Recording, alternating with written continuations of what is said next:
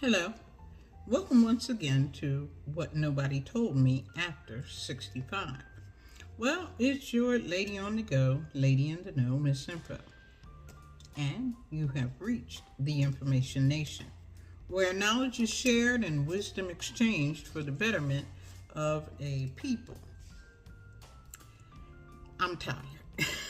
It's been a long day. Um, you get older and you just find out you can't hang. I went out for the Black Bike Week, couldn't get into the Atlantic Beach. It was just impossible. So I went back to the beach by the Sand Dune Resort. And I was able to get out there, but then it started raining. And then it cleared up. And then it started raining again. So anyway, tonight I want to talk to you. I'm late. I apologize. I want to talk to you about emergency preparedness. And basically, are you prepared? In light of all the things that are going on in the country and the world, natural disasters, local crises, you never know.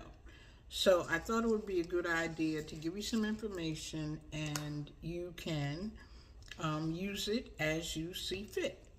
The question is, do you know what to do in case of a natural disaster?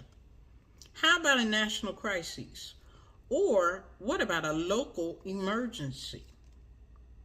If you said no to any of these questions, you're not alone. Natural disasters are earthquakes, landslides, volcanic eruptions, floods, hurricanes, tornadoes, blizzards, tsunamis, cyclones, wildfires, and pandemics. These disasters kill hundreds of thousands of people and destroy billions of dollars in property every year. A national crisis is a disaster or dangerous decline in nature caused by humans, such as land degradation, climate change, and pollination loss. There are three types of crises. A creeping crisis, where the decision makers didn't move fast enough and now it's creeping up on us. There are slow burn crises. You get some advanced warning before the situation causes damage. And finally, there are sudden crises. Damage is already done and expected to get worse if the longer you delay in a response. Three kinds of crises. As mature adults with some health issues, mobility issues, and cognitive issues, we are especially vulnerable during a disaster or a crisis. Being prepared in advance can make the difference between survival and death. Contributing factors that often impede older people from getting out of harm's way are a lack of transportation or access to transportation, social isolation, and or reluctance to leave a pet or prized possessions. Then we have older adults with no cell phone or internet access and who do not see this as an impediment, either because they lack the capacity to operate a cell phone or know about the internet, or they feel they can't afford it. According to AARP's 2021 Tech Trends report, 15% of people over the age of 50 do not have access to any type of internet service, and 60% say that cost is a factor. As a result, many older people are unable to get real-time information about changing weather situations or emergency conditions or available resources to get help. So what can you do? Decide, plan, and prepare ahead of time as much as you can. Develop your plan. Decide if you're going to stay or go. If they tell you it's an emergency and they want to evacuate people, technically you have to leave. But there are people who have prized possessions, pets, again, mobility issues, and they just decide, I'm not leaving. So, if you plan to stay, plan on being in your home, sheltering in place for at least 2 weeks, up to 2 weeks. Make a list of items you will need to shelter in place. Water, food, non-perishable food, at least 3 days supply of non-perishable food, 5 days if you just can't help yourself. Battery-powered radio. Battery-powered radio. They still make them. They even make a crank radio where you turn the crank and that's how it gets power.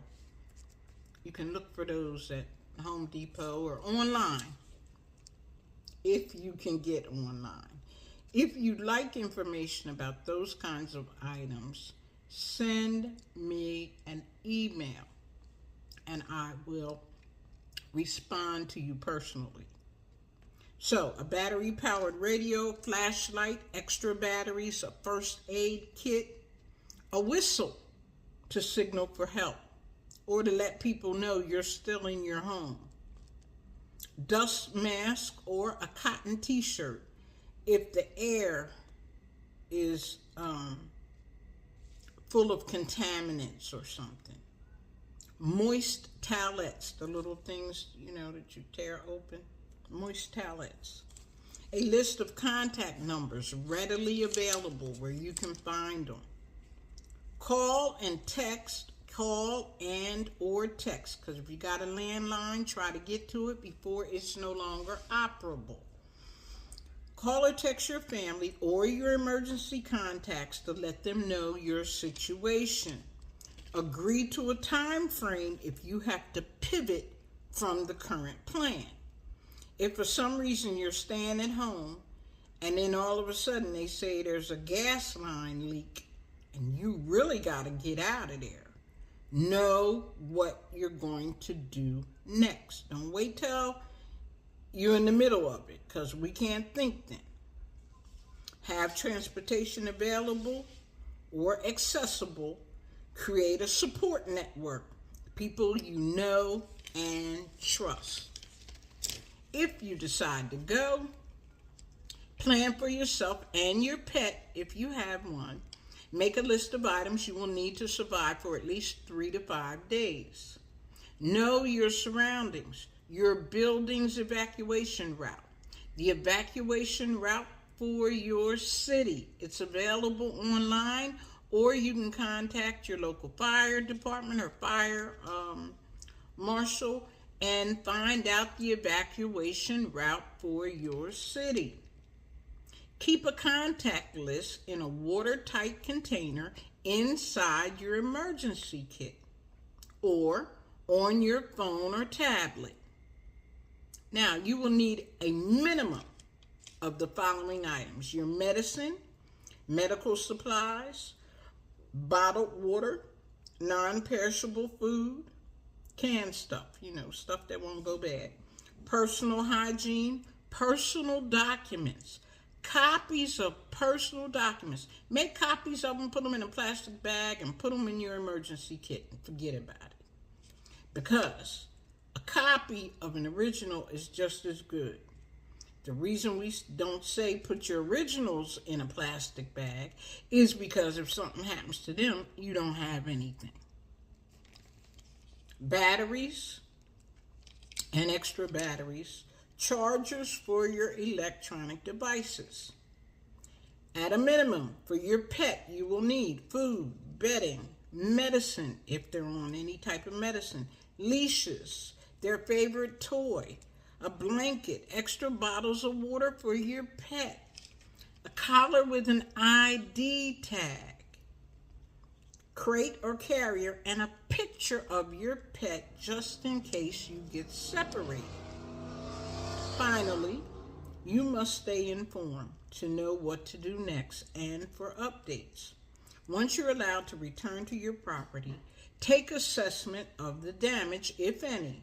Take photos, take your time, and write down anything that's missing or damaged so that you can report it to the authorities who are in charge of emergency management. That's probably FEMA.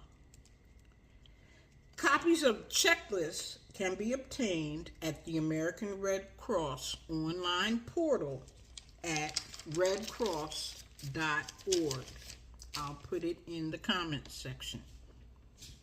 You may not ever need this information, but it's better to have it and not need it than to need it and not have it. Think about it. Thanks for listening. Be sure to share with somebody. And remember, you don't know what you don't know.